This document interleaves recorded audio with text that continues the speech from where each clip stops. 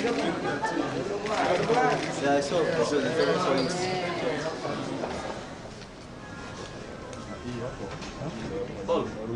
after we passed the bill on opinion polls, that legal framework will also help.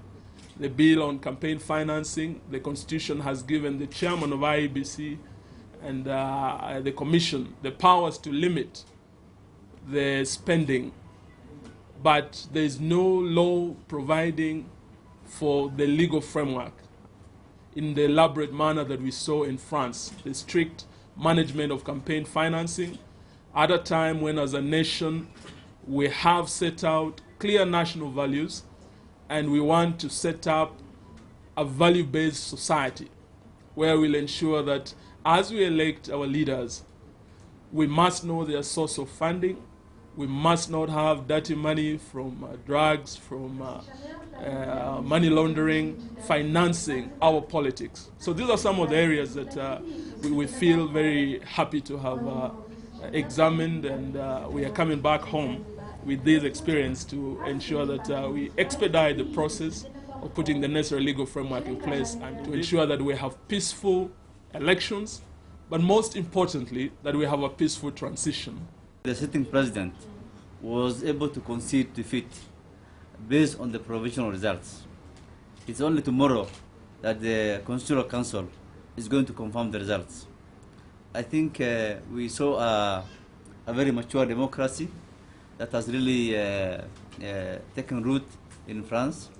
It was very good to hear the head of state conceding defeat and taking personal responsibility for the loss of his elections and appealing to the people who voted for him to support their new president. And so we are appealing to Kenyans who are living in the diaspora to also register with the embassies and consulates and high commissions so that their actual real numbers can be confirmed and verified, and we can start preparing and planning for elections for them in that way, because now we hear about 3 million, but those are estimates.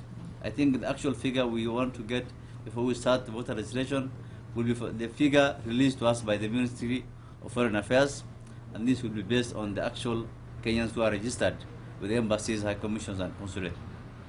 We are going to need to go